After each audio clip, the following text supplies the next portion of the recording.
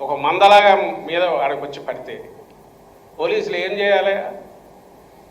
Police అనేవాడు ఉంటే అక్కడ మీకేం పని, ఇక్కడ ఇది వాళ్ళ ప్రోగ్రాం జరుగుతుంది అని తరిమేయాలి.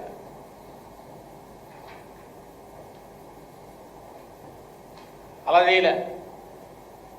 నాకు బాగా గుర్తు, ఎవరో ఈరోజు నాకు కూడా గుర్తు చేశారు. అందరికీ గుర్తుంటే చంద్రబాబు నాయుడు గారు మేము అధికారంలో ఉన్నప్పుడు అంగళ్ళకు వెళ్తే అక్కడ వైఎస్ఆర్సీపీ వాళ్ళు ఎవరో రాబోతే వైఎస్ఆర్సీపీ వాళ్ళ మీద కూడా పోలీసులు లాఠీచార్జ్ చేస్తారు, వేశారు.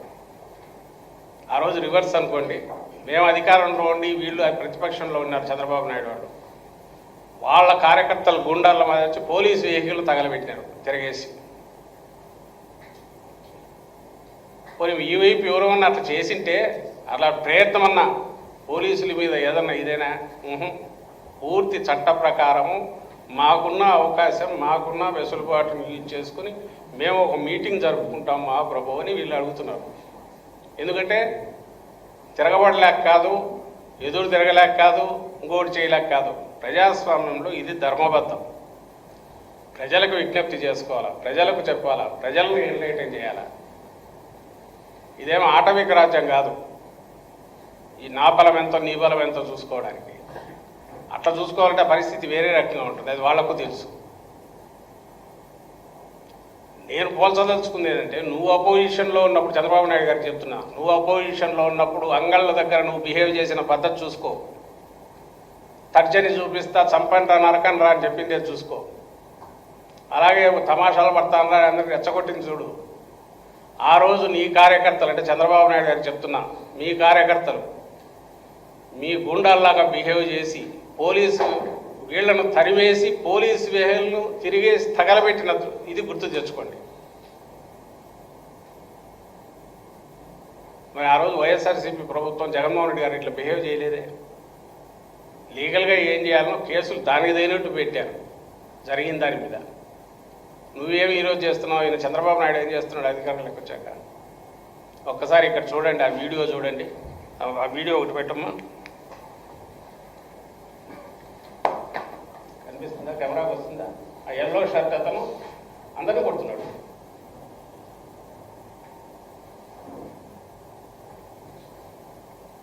పోలీసులు బుజ్జగిస్తున్నారు చూడు. అతను తెలుగు యువత తెలుగుదేశం పార్టీ నాయకుడు అంట. అతను తెలుగుదేశం పార్టీ నాయకుడు, తెలుగు యువత నాయకుడు, శివ అంట పేరు. అతను పోలీసులకు అందరినీ కొడుతున్నాడు. పోలీసులు అక్కడే ఉన్నారు, అతను ఏమనట్లేదు. ఇది వీళ్ళు కూర్చున్న రాము వాళ్ళు కూర్చున్న కారు, జెండా చూడు, కారుకి ఎట్లా చెక్కినారో రాళ్ళతో కొట్టి. చూడు జెండా చూడు. పోలీసు వాళ్ళు ఏం చేస్తున్నారు అక్కడ? వాళ్ళు వచ్చి కొడితే మీరు మా హాల్లో నుంచి మా వాళ్ళు ఏందా అన్యాయం అని అడుగుదామని బయటకు వస్తుంటే వాళ్ళనైతే ఆపారు. అదే నేను రాముని అడిగితే చెప్తున్నాడు, 500-600 మందిని వాళ్ళు ఆపినారు. వాళ్ళు 10 మంది, మా వాళ్ళు ఆగారు. 30 మంది వెనక కూడా ఉన్నారు అంతా. ఎందుకు ఒక్క లాఠీ జలిపించలేకపోయినారు? వాళ్ళని ఎందుకు అక్కడి నుంచి తరిమేయలేకపోయినారు? అయ్యా ప్రోగ్రాం మీది కాదు కదా అని ఎందుకు వాళ్ళ నాయకులతో మాట్లాడలేకపోయినారు? ఇది అయిపోయిందా? ఎందుకు మాట్లాడలేకపోయారు? ఎవరు రెస్పాన్సిబుల్? ఎస్పీ వీళ్ళందరూ ఉంటారుగా. నేను అడిగే స్పెసిఫిక్ క్వశ్చన్, ఆ program YSRCP assembly level program ఒక హాల్లో జరుగుతుంది. అది నిరాటంకంగా ఎలాంటి ఇబ్బందులు లేకుండా జరిగేటట్టు చూడాల్సిన బాధ్యత పోలీసులకు ఉందా లేదా? దానికి ఆటంకం కలిగించాలని వచ్చిన వాళ్ళని అక్కడి నుంచి తరిమేయాల్సిన బాధ్యత ఉందా లేదా? అది వాళ్ళని ముందు నచ్చ చెప్పండి. ఇది జరిగింది 5-5:30, 6కు. వాళ్ళు 3 నుంచి అక్కడే ఉన్నట్టున్నారు. 5 నుంచి 6:30 వరకు అంట. వాళ్ళు ఆ గుండాలు, ఈ అరాచక శక్తులు, అధికారంలో ఉన్నామని మదమెక్కిన అరాచక శక్తులు వాళ్ళు 3-3:30 నుంచి అక్కడే ఉన్నారంట. ఎందుకు పంపలేకపోయారు పోలీసులు? కాళ్ళలో గడ్డమో ఇటు పట్టుకొని వీళ్ళని అడిగే బదులు కొన్ని వీళ్ళనన్నా స్మూత్గా పంపుతున్నారంటే అది లేదు, వదిలేశారు 1 గంటన్నర సేపు. వాళ్ళని ఎందుకు పంపలేకపోయారు?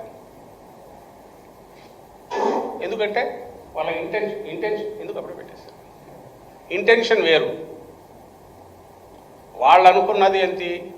ఇది జరగకూడదు, ఎవడు రాకూడదు. మేము ఉండేది అధికార పార్టీ, మాది అధికారం. గొంతెత్తడానికి వీళ్ళు తొక్కుతాం. వాళ్ళ నాయకుల మాటల్లో ఏది వస్తుందో ఆచరణలో వీళ్ళు అది చూపిస్తున్నారు. ఎస్, తెలుగుదేశం పార్టీ లక్షణం అదే, డౌట్ లేదు. ఎందుకంటే వాళ్ళకు ధర్మంగా వ్యవహరించడం చేత కాదు,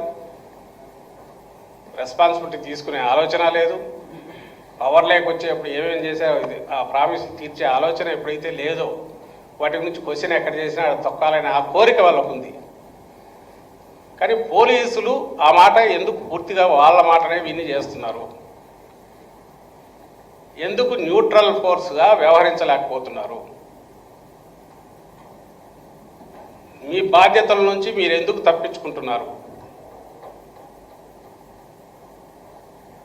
ఇది డైరెక్ట్ డీజీ దగ్గర నుంచి కింది వరకు వాళ్ళు అడుక్కోవాలి.